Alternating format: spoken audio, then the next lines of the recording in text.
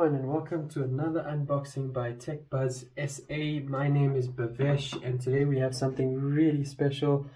If you're a gamer, if you're an Xbox fan, or if you just want to spoil yourself on a bit of a Black Friday splurge, then what I have in front of me is something I think you'd really enjoy. This is the Xbox Series S, the 512GB SSD new Velocity architecture by Microsoft. A beautiful machine from what I believe it can be. I'm yet to find out whether or not it holds or stands true to what it has mentioned it can do. But yeah, very excited to open up this console. I've actually just upgraded. I got a good sale on my Xbox One S, which served me very well for 3 years. And I thought this would be a nice worthy update to that machine. So without further ado, I'm very excited to open up the box. As you can see in front of us, that's the front of it. Again, very nice design elements by Microsoft, showing off some of the substantial hardware that you can find within the box, being the console itself and the control. Series S, 120 frames per second. That is quite cheeky, Microsoft. I'm not sure if that's at all possible, but we will find out. This is the new emblem or logo for their Velocity architecture. As we know, this console is an all-digital console. Can you believe it? No CD-ROM. We are definitely getting old, eh? And the reason why I'd want to upgrade, or I think the one key element that made me choose the Series S is, of course, this SSD drive. That, of course, you find in the X as well. But rumor has it it's incredibly fast. So we're hoping to see download times and loading into your next game quite reduced substantially.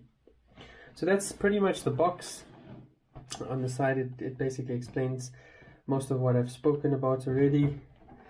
And here we go, power your dreams, and it has a couple of the highlighted games that's quite common or favorites amongst gamers. Minecraft, of course, Fortnite, Gears 5. Assassin's Creed Valhalla, which is something I'd really like to try out quite soon, and some of the sort of greats, Forza Horizon being one of them. So why don't we then get into this box? What do you guys say? Nice little easy peel off sticker on the side of here. This should be quite easy.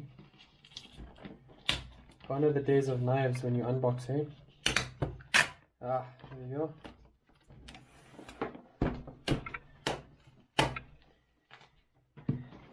One over here.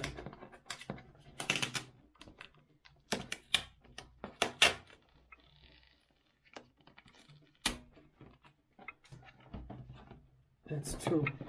So if you're watching this from another country, or perhaps even from South Africa, it's a bit of a tough decision because they are a lot more expensive. Well, they're not a lot more, but it's a 5,000 Rand jump to the Series X, which does sort of make you decide otherwise, and that's probably why I went for this guy. And that being said, 5,000 Rand is a lot to spend on a console. Look, I mean, everyone has their hobbies and I suppose what you're looking for in life, but it is quite a big jump, and one has to then consider the law of diminishing balance, right, which I'll talk about just now, as to whether or not this can satisfy you in that sense, or do you need to go all out and sort of buy the Series X.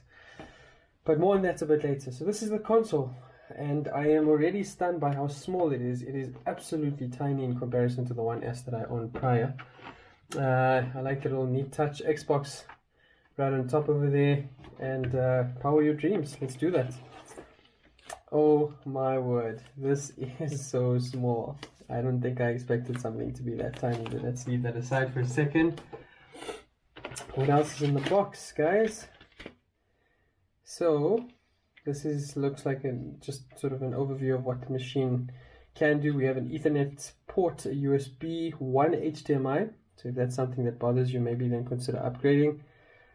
An SSD expansion bay, and of course the power utility that connects. Very cool. Talks about the controller. Microsoft, for some reason or the other, still maintaining their stance on buying batteries and putting them in.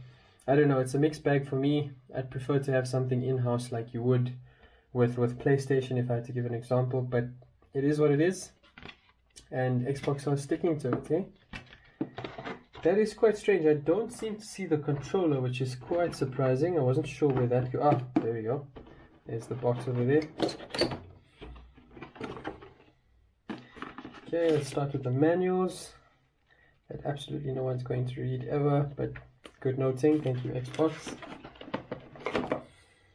An HDMI cable, which is warranted. You can never have too little of those. The power cord, stock standard, and of course the new controller, which from what I've heard should be almost identical to the older one with a couple of tweaks, which Microsoft had sort of listened to the community and decided to update. So thank you, very generous of them to give us batteries.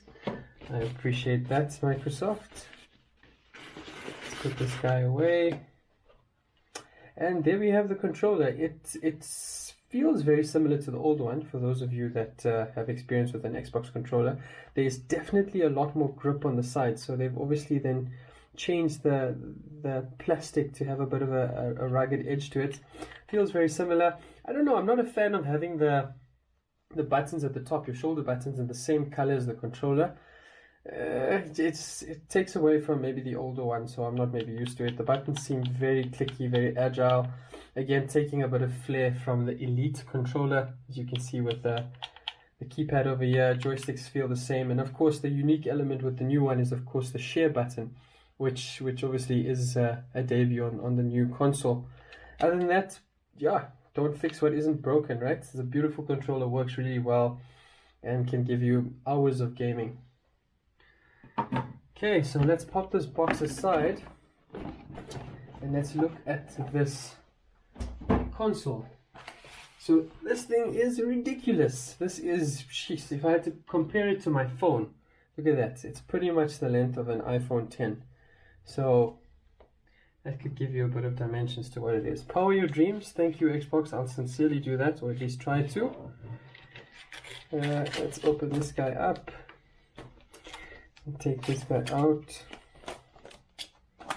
It has a bit of heft to it, so you'd expect something this small to be kind of light.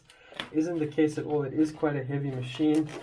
I would say almost or even more than the outgoing 1S from that stance. It is an adorable looking unit, I must say. It looks really, really lacquer. Let's have a look at it. So there's two ways that you could sort of keep your unit, either in this sort of flat position, which would work for pretty much everyone that has a TV on a desk or on a TV unit, as opposed to mounting it. It will most clearly slip into any small space.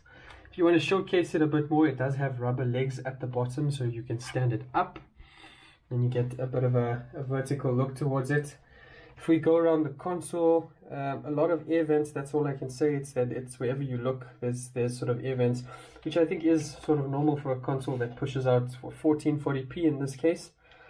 We have the power button, we have a USB, and of course the receiver to link your controller. If you sort of see on the top where we have the circular black disc, you can sort of see the fan if you look really closely inside.